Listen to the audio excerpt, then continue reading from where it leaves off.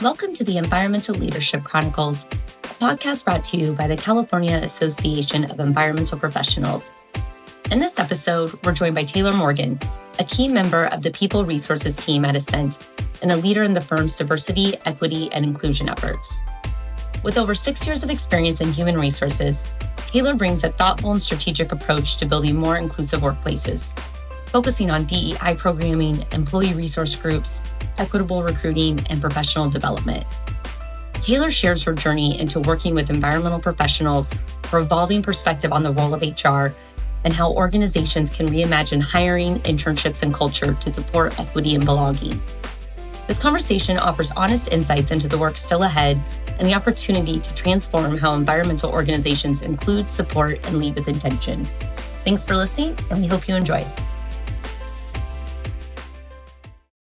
Hi, I'm Jessa, and my pronouns are she, her, and today we are joined by Taylor Morgan. She is a diversity and recruiting specialist for Ascent. Welcome so much to the podcast, and thanks for joining us, Taylor. Yeah, I'm super excited to be here, and thanks for the invite. My pronouns are she, her as well, but yeah, thank you so much. Thank you. And our first question, as always, is how are you connected to AEP? Personally, I'm not as connected. As you know, I'm an HR professional. So it's not one of the professional organizations that I am personally connected to, but I have become familiar over the past few years through the staff we have at Ascent. We call them Ascensions. All of our Ascensions. We have a lot of folks connected to AEP, and I've spoken at AEP before about our internship program. So that's been really great. But yeah, it seems to be a great professional organization from what I've seen thus far. Yes, you're right. Hit the nail on the head. AEP is a wonderful organization, and everyone come join us. But small plug. Yeah, there you go. We have to, right? It's in the name. And so, Taylor, as you mentioned, you're an HR professional and you've spoken at AEP and worked with environmental professionals. So can you tell us more about your story and how your past, how it's led to your career in HR within the environmental industry?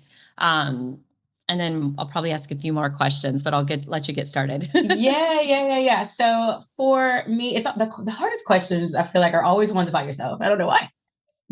When you have to speak to yourself, it's always so difficult. But for me, I was born in the Bay Area. So I'm a Bay Area native, one of 5 girls, which has been very interesting. I think the pieces I want to highlight about how I've transitioned into HR is that, like, growing up, I grew up in a predominantly brown and Black neighborhood. I think anyone who wasn't Black or brown was actually the minority where we grew up, which is pretty interesting. So I didn't really see how cultural and ethnic differences manifest until I was in college. So I think that's when I really started to see being in classrooms that were like predominantly white or predominantly me being the only person of color or the only Black female in spaces quite often. So having those uncomfortable situations that I didn't really recognize at the time or couldn't articulate, as I went into the workforce, I really feel that I saw how I wanted to approach that going forward and how that really shaped my understanding. And so when I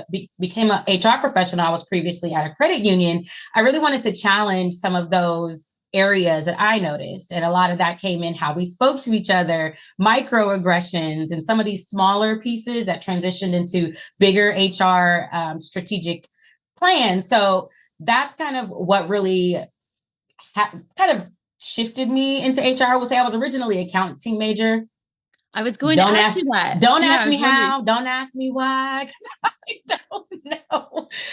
I'm glad that I made a shift that was able to elevate my skills, and accounting was not one of my skills. So I don't know where I was at or what I was thinking, but I think that it redirected me, and I realized that I was really great with people, and I was really great at being able to articulate and have conversations about really sensitive and delicate topics, but in a way that didn't feel so heavy or scary to a lot of people. And I've really been able to thrive in that space. And so when I came into the environmental industry, which, if I can be completely honest, I was not aware of until I got the job. So I've learned a lot on the job, and it's really shifted my understanding. And we'll probably get into some of it later, but I think the fact that I didn't know about it told me a lot about the industry, right? Because it's like, why didn't I even know these were jobs, or, I didn't really understand. I'm so glad you said that because this is part of the podcast too. I mean, Yeah. part of our intention is to highlight all the various types of professional pathways Right. within the environmental profession. And Mm-hmm. there's so many different career types, right? So anyway, I'm just glad you said that because Mm-hmm. it's very aligned with our work on this side of the podcast. But anyway, sorry for Yeah. interrupting. Go ahead. No. That's. I think that is so important, and that's kind of the stance that we've taken a lot of. And I don't want to talk, speak too much of that, but yeah, it's super important. I just didn't know about it, and that really has spearheaded a lot of my ideology as I approach HR within the environmental industry. And so how has this background, and I mean, it sounds like you spoke to this, some of your college experience and being a, majority in your neighborhood growing up in your community and then becoming a minority in the classroom. And then how has that perspective and your experience shaped what you bring into leadership with Ascent's DEI program? Mm-hmm. I think um, I I feel that a lot of people, especially people of color, when you've been in a lot of spaces where you are the minority, I think that you learn a lot of skills about how to interact with others, right? How to not make them feel uncomfortable, how to have these conversations, because how you communicate is, you know, highly based on your audience. So if they can't receive your message is really not going to get where it needs to be, right? And so I think it's really shaped how I approach DEI, and that I try to make the message not about me and what I need, but about what everybody needs, and that I recognize that I'm not the only person. I may be the minority, but I'm not the only. And so you have to really expand your perspective to try to relate to others. And I know that sounds very difficult, but it's what I think gives me a special edge in how I approach DEI and how we at Ascent as a whole approach DEI. It's really an all of us program, but it's just focusing on different pieces for different people and what that means. I love that. I love what you said about the communication aspect, about learning how you need to communicate to the other person or who the audience, so they can receive the message that you're trying to communicate. That is Mm-hmm. such an impactful statement, and I love that. I'm gonna bury that nugget in my brain for this. Back pocket it, back pocket I it. love it. I love it. And how has your understanding of HR, human resources, of what HR can or should do, or what, excuse me, let me rephrase this. I'm stumbling over my words. How is your understanding of what HR can or what they should do? How has that changed as you've gained more experience and work to make some of these systems more equitable? Yeah, so I think for me, what I've seen a lot with HR is when you first entered into HR, your tasks are pretty black and white. They're pretty administratively focused. It's about compliance, task oriented, employee relations. That's what everyone thinks HR should be doing, is just protecting the business from legal action and making everyone follow the rules, right? But as you I feel evolve, you realize that HR is much, much, much larger than that. You touch the employee experience on such a different level, and it expands way beyond like day-to-day operations, and it really serves as a driver for change and cultural transformation. So I think relationship building and broader organizational impact become a key thing, especially for me in my evolution and my growth within HR. So I think it's important to focus on not just recruiting, onboarding, professional development, but all these other areas, and that equity should be embedded into all of these pieces, which I know seems easier said than done, but it should also be a continuously challenging the system. And that can be listening to employee feedback, challenging, the status quo, supporting leaders to become more accountable and have growth, and really be that kind of strategic partner. I hope I'm not throwing too much HR rhetoric out there, and that you're seeing where I'm coming from on some of these pieces. 100%. I've Okay. worked in I'm not an HR professional, but Okay. I've had to be responsible for HR, which Mm-hmm. red flag. So it was fine. But I was actually enjoying listening to you speak about that because I think it's such a progressive stance or progressive position on HR and human Mm-hmm. resources, because I think HR is a really hard position because you are supporting employees, you're supporting the company, you're supporting retention, recruiting, development, while also protecting the company. And there's a lot of Mm-hmm. laws, there's state laws, federal laws, and there's compliance, and you have to do that.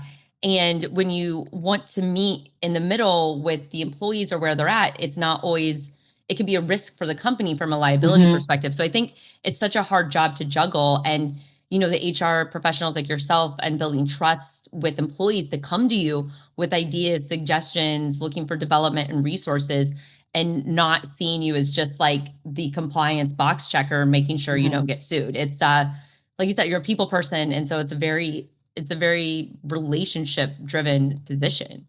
It really, really is. And I think we all know we have HR teams, right? Like, you're not expected to be, a superhero and do all of these things. We all have different folks that have different skills, and we utilize all of them. I have a really great manager, HR director here at Ascent, Amber Martin, and I think she really helps us to elevate the skills that everyone has. And if you're that people person, maybe you'll focus on how we can have these professional development or these trainings and really lean into those. I lean into more of the other areas of HR that really are about intrinsic motivators, but also how those manifest in the workplace. So I think HR does much more than you could ever realize. And it's not just about benefits. We need those. That's important. Payroll, important. We all want to get paid, but I think there's so much more to HR that really touches on everyone's experience when you're at a job, more than you can even imagine. Yes. So yes, exactly. And speaking of HR function, recruiting. And so you do recruiting. So how can recruiters move beyond traditional qualifications to make space for different kinds of expertise and lived experience? And I think, I'm thinking of like degrees, education, experience, like how do you do that from the recruiting standpoint? Yeah, that's such a great question. And I want to preface this by saying that traditional qualifications, there are benefits, right? So I want to start off by what the benefits are, and then we can talk about like expanding beyond that. So yeah, traditional qualifications such as like degrees, years of experience, education, they offer a structure, right? And it does offer a sense of equity because they serve as a proxy for evaluated candidates, kind of a standard. And if everyone is held to the same standard, that's fair. Right. And so if we want to maintain equity and compensation, we need those frameworks to really set the foundation. And it can help reduce bias in some capacity. But in the same breath, I will say they can also limit diversity and also create bias, right? If people are associated with certain educational institutions, they may be seen as here if someone's went to Princeton versus someone who's went to a state school, right? And so we want to be mindful of that. And it can also overlook potential candidates without those traditional backgrounds, right? Like, we have some employees that may not have educational background, but they've been studying certain plants for so long that doesn't matter. At this point, they have the skills and the expertise that we need. So I think there needs to be that balance between traditional qualifications. Then you also want to expand. And I think ways to make space is to focus maybe on skills-based hiring, which is a really, really hot topic in HR. So I think it's so interesting that we're talking about that. It may not be suitable at this moment for our industry, but I do think as we evolve, it'll be integrated, I think, into some of the things that we do. So prioritize demonstrating competencies over formal credentials. And that can be done using assessments. Maybe you have them present a portfolio or conduct some sort of assessment that can demonstrate they are able to do the work. And maybe they don't have the degree, but that should be okay, right?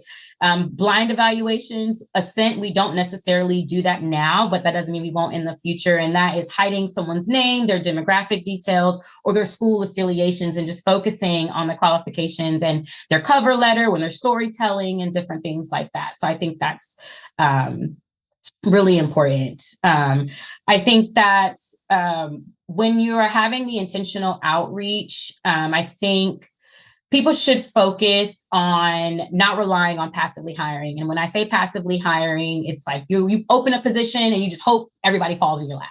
we would love that. Everybody wants to work here. Just sitting there waiting, refresh. Yeah, I think we want everyone to come to us, but I think we should make more of an effort into reaching out to folks. So that's my spiel on that. Oh, I love it. I have so many questions and comments and thoughts. And one thing you were saying, well, first of all, I think this is great advice for those hiring. If you're a hiring manager, if you're a recruiter in that position, it's really great advice on how to broaden your perspective or potentially broaden your perspective if it's not already, aligned with what you've shared. And also for those looking for a job, it can give ideas on how to present yourself in the market where you might not have traditional qualifications, air quote, traditional, or maybe you're university program isn't seen as competitive enough to be able to present yourself in a different framework where to be competitive with these people who might have what is considered traditional. Right. And one question I wanted to ask you is because you were talking about blind based hiring, is when people put their photos on resumes, because I've noticed that there seems to be more of a trend of that. And I consider myself a fair, equitable, unbiased person, but I think at some level we're all human, right? We all have some that. And so I think um, I like having a name with a face just as a person, a people person, but for hiring, I kind of wish I don't see it. So I don't know. What's your perspective on that? Yeah, I have noticed the photo thing. I personally would not do that, and it's for my own probably personal preferences, but I don't know. I would ask myself, what is the benefit of me doing that? Right? Like, what are you hoping to get by putting your face on there? Right? Because it can be beneficial to you or it cannot. And you will never probably know which one it is, but I don't know if you want to make sure that it doesn't put you in a position to impact you negatively. That's all I would say. And as a recruiter, it's something that is distracting because you can't help but look. Right now, it's there. People have their own personal biases. They're not always verbal about that, but they're there. And so I would just be mindful of that. It's a little difficult, but I also am a people person. I love putting faces to names and I love meeting new people, but it does have a subconscious kind of impact when someone is comparing you to someone else and all these other things. So it's just, I think, an unnecessary insertion there. Yeah, like you're already trying to highlight all these things, and I see what you're saying, where that could almost distract away from like the messaging of your experience that you're trying to convey. So yeah, and again, like, but I see it as like a catch 22, because I'm like, oh, okay, this is who this person is, and now I can connect that. But yeah, I appreciate hearing your perspective on that. And then another thing you mentioned was skills based. Can you explain a little bit more about that, since you said it's a hot topic in HR? Yeah, so skills-based hiring is about solely focusing on the lived experiences or expertise of a person. You may, at that point, disregard degrees, years of experience, education, and focusing solely on those things. I don't know if you know, but I know that Governor Newsom is considering like some new program that will help people get these high-paying jobs without having to have those traditional qualifications. So it's called like a career passport, which you can demonstrate competency by lived experiences, right? That's interesting. Yeah, very interesting, right? And so I don't know if it'll trickle down into our industry necessarily, but it's something. He just did a speech on it, I think in April. Like, it's very, very recent. And so HR folks were talking about it a lot. Like, what does this mean? Because whatever California does first, just as like a rule of thumb, typically expands nationwide. We're just very progressive in HR in that way. So it's using, different forms, assessments, work samples. But I know that when we're dealing with a lot of law and understanding, it might not translate the same way in our industry. So I want to be clear about that. I'm not saying we should just completely disregard all those who have went to school and things like that, but how can we bring others up to that level? And so sometimes that may be putting on qualifications. Sometimes there are, people will add 4 years of school can be, a bachelor's degree can be substituted with this many years of experience. So providing, kind of a balance between the two. You can have either or. It's not required. It's maybe desired, but this can equate to that. So I think it's just being mindful that not everyone has access to school or has had the opportunity to do some of those things. We want to make sure we give everyone the space to still be a part of our organization. We're all about accessibility. And so I think that's just one of the ways that we think in the future that we could be doing that. I love that. Thank you for explaining that. And I'll have to look it up. That's very interesting. I want to read more about it. And kind of, like you said, like giving opportunities, Ascent in collaboration with other firms designed an internship program. And so I want to ask you more about, how was this program created that not only centers candidates from underrepresented groups, but also supports their growth and helps build strong connections? Yes, yes, I love this question also. So, the internship, which is called, we call it EPIC, but it stands for Environmental Engineering and Planning Internship in Charette. I know it's a mouthful, so we go by EPIC. Our CEO, Gary, and the CEOs from Dudek, ESA, Rincon, and Placeworks were having a discussion during the pandemic.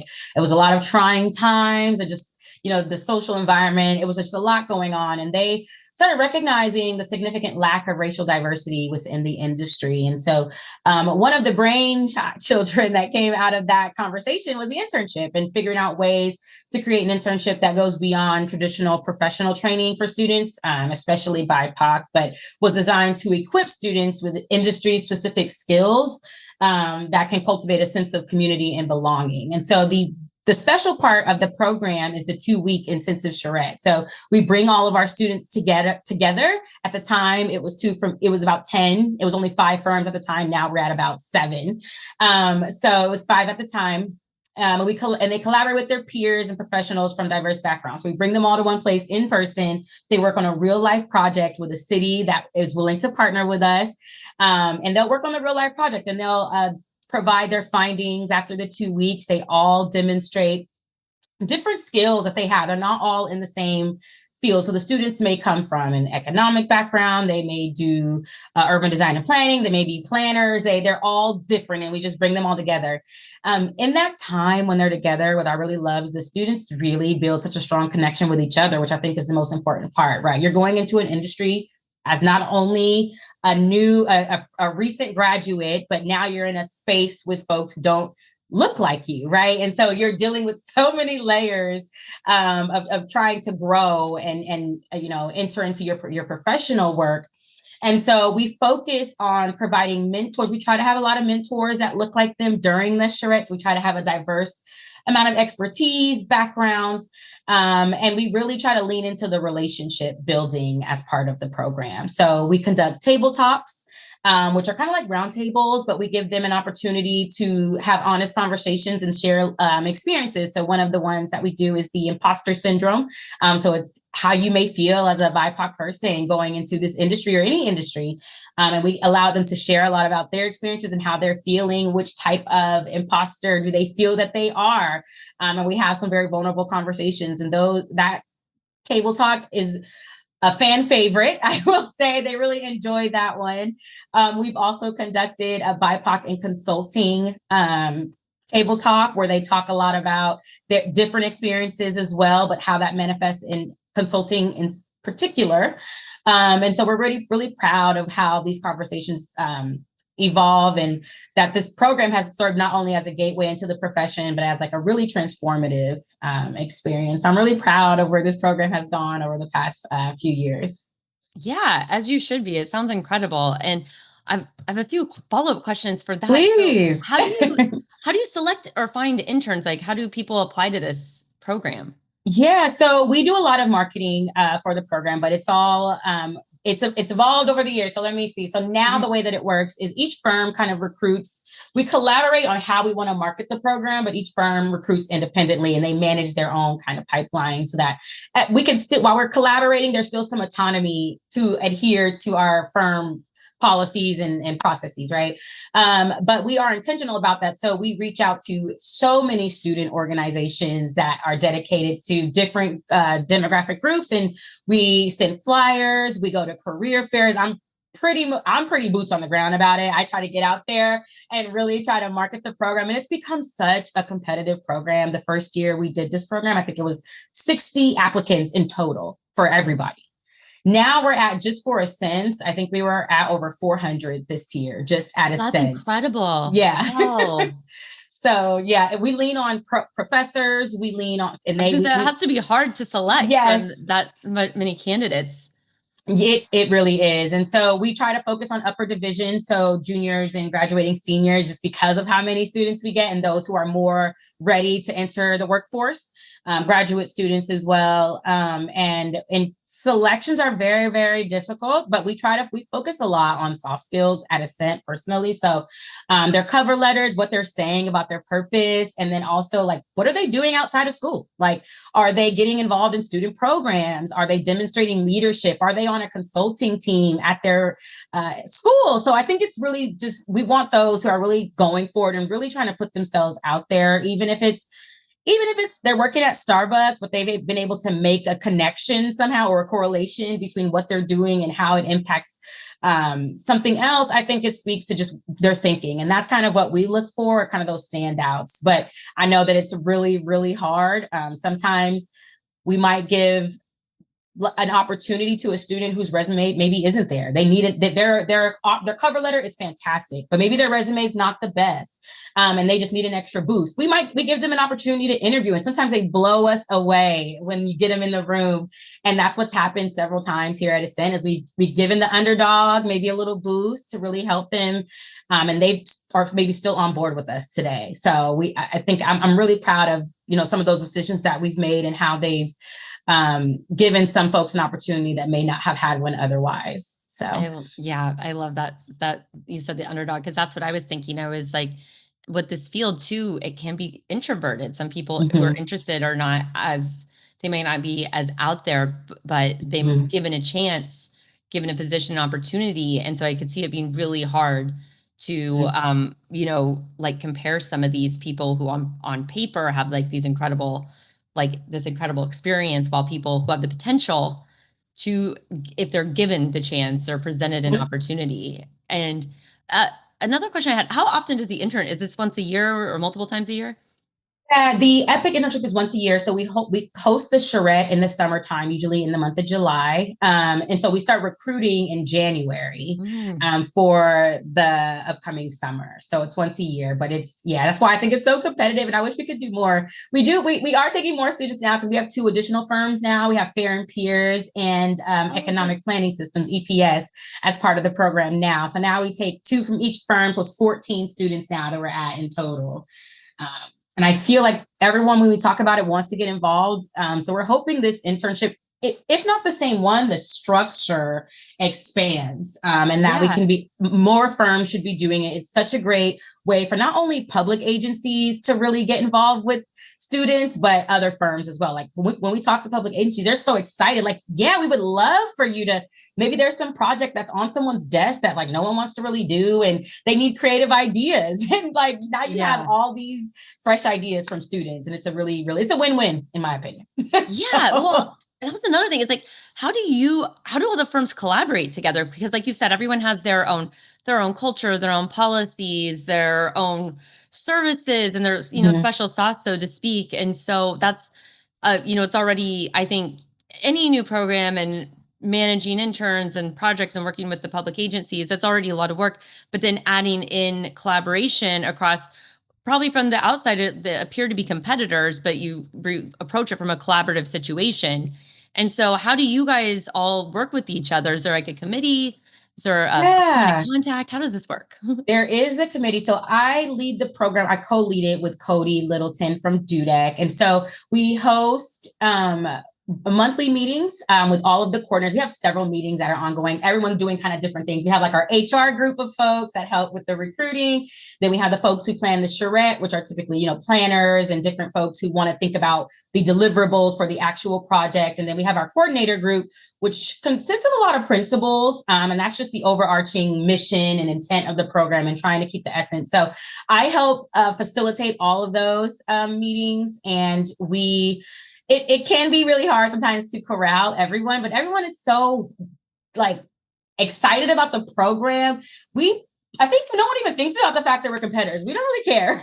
I think everyone has the mission and knows what the goal of the program is, and everyone wants the program to succeed. And so everything else is background noise, I think, when we're in the focusing on the program. And when I do try to facilitate, I come from a place of, here, this is what I was thinking. What does everyone else think? It's very much not we think this at Ascent, this is what we're going to do. It's, hey, I thought about this. Let me know what y'all think. If it's not going to go that way, that's okay. It's, everyone has just as much of a stake in the program as we do. So I try to take a really light approach of, let's talk about it. It's a team effort. So, but yeah, it's been going really great. And I've enjoyed all of the folks that I've worked with over these past couple of years. And I hope that we continue on and maybe even add a few more. So I love that. It's like the rising tide lifts all ships. Yeah. And for everyone to be able to just come together for a greater good and the greater good of the industry, and students, I love that. It's such an inspiring program. And like you said, I hope more people are inspired to do what they can to broaden the program,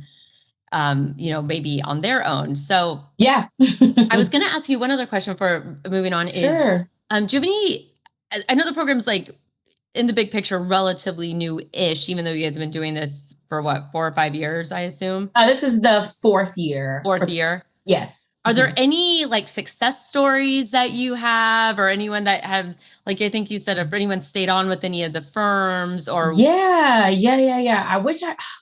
I try to keep track of how many, like I ask after the internship concludes, how many people have actually kept on their intern. I don't have it in front of me right now. Yeah, no, I'm gonna put you But on the spot. from what for Ascent, I will say last year we kept two, and we had 4 interns in total, two part of the EPIC program. We kept 2 interns last year. So, and I know that other firms do as well.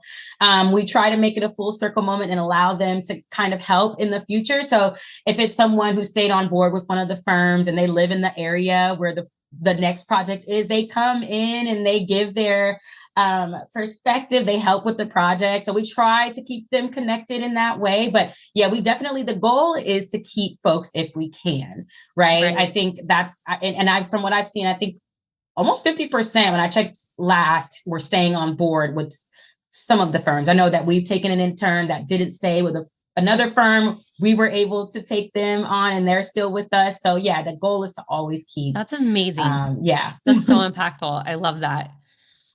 And I want to go moving on to another question is that, so our industry still has a ways to go as far as like fostering inclusivity and decentering whiteness in particular. And what special challenges do you see for advancing DEI within the environmental field?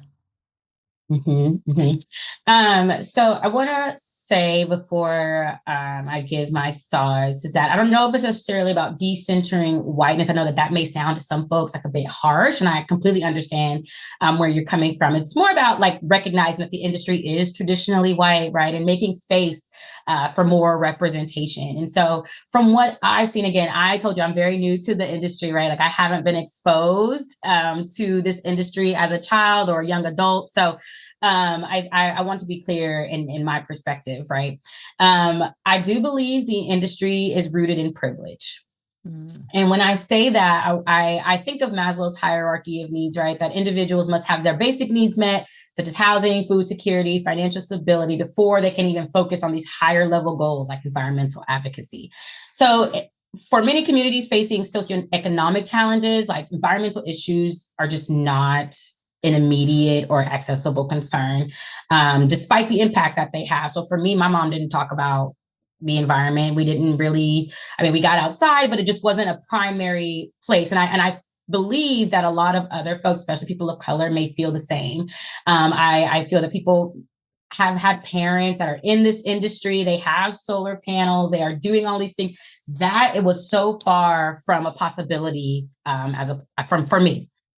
And so I think that has an impact on the lack of awareness and representation in this industry. I think the limited exposure to environmental career pathways contributes to a lack of diversity in this field, and outreach is often absent in the schools or the neighborhoods where environmental work could be viewed as viable or relevant. So I think for folks to pursue degrees in environmental planning, or for us to increase representation, we really have to try to dismantle the barriers and build strategies around that. So I think first, it's acknowledging the historic disparity and the ongoing impact on access and representation, which I think we just did right now. And with that, for Ascent, the approach that I've tried to take is really investing in early education, right? So at Ascent, we started a Save the Planet campaign where we take like Save the Planet stickers. We have this motto about like you can't be a superhero, but you can be a planner and saving the planet and all these things.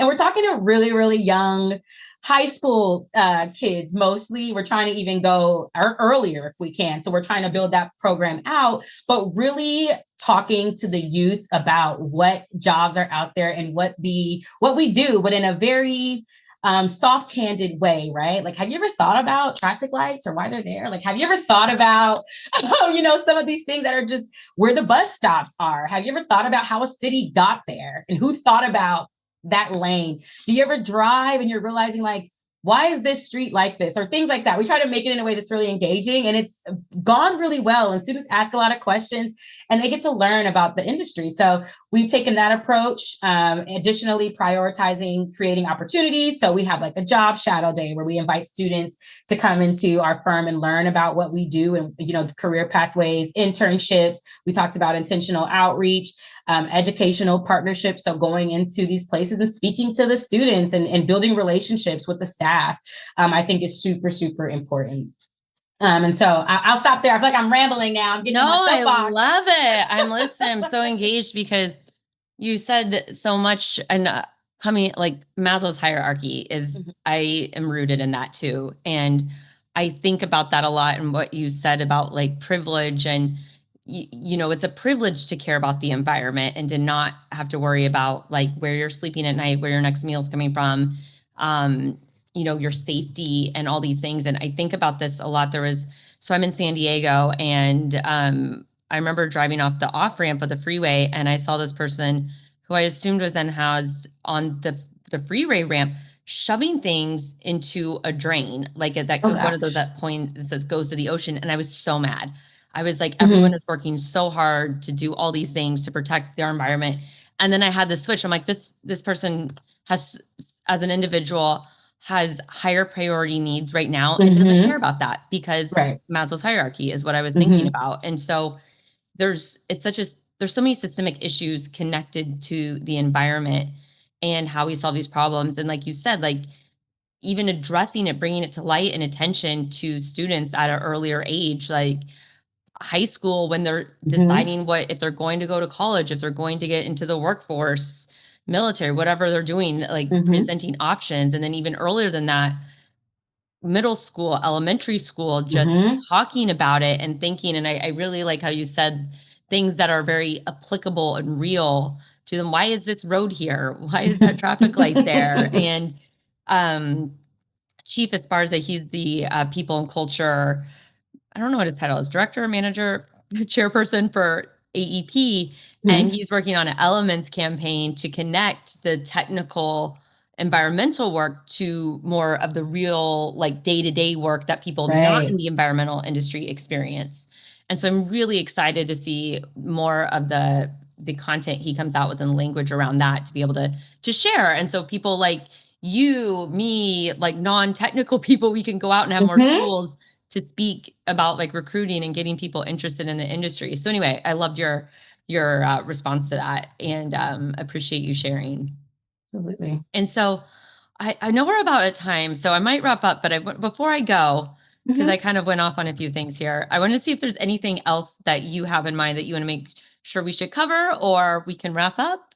Not to put you on the spot, but no, I think we touched on so many things today. Yeah. I hope You did. I covered. Okay, I hope it was some great conversation. I feel like there's so much to talk about. I know that DEI is one of those things we can all just run off and talk about all day long. But again, I appreciate you giving me the platform to share some ideas and a safe space to talk about different things. So I appreciate it. But I am good.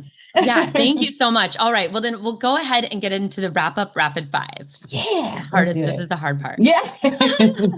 Okay, what is your favorite daily habit? Breathing. I wake up and I'm breathing. I'm happy. Thank you. Okay, I love it. What are 3 things you'd bring to a deserted island? Oof. 3 things I would bring to a deserted island. A knife, blankets, and a filter to clean water. Oh, very practical. I like it. And I know you're an HR professional, but we have to ask you, what is your favorite environmental policy? I'm gonna go Clean Air Act because I like to breathe, I love Thinking. I love it. Favorite flora or fauna? Sunflower. Make me happy. That's such a good one. And finish this sentence. Wouldn't it be cool if? Wouldn't it be cool if That one's tough. Wouldn't it be cool if I know what I want to say, but I don't have the words. It's half baked. But wouldn't it be cool if we didn't need rules to be nice to each other, right? I hear what you're saying. I get that. I get that. Well, thank you so much, Taylor. This was awesome. I love talking to you. This is really inspiring, motivating, and I appreciate you taking the time to share and share with our listeners. Thank you so much. Thank you, Jessa. Again, I really, really appreciate the platform, and I hope that we continue to do these types of messages and folks know that there's so many ways to help and have an influence. So I really, really appreciate it. Thank you so much. Thanks for listening. If you enjoyed this episode, please subscribe to be updated when new episodes are released and leave us a review to let us know what you think. It also really helps us to share the podcast with others who may enjoy learning about the environmental industry. If you want to submit a shout out or any feedback, please send an email or voice memo to podcast@califaep.org. The email again is podcast with an S, podcast@califaep.org.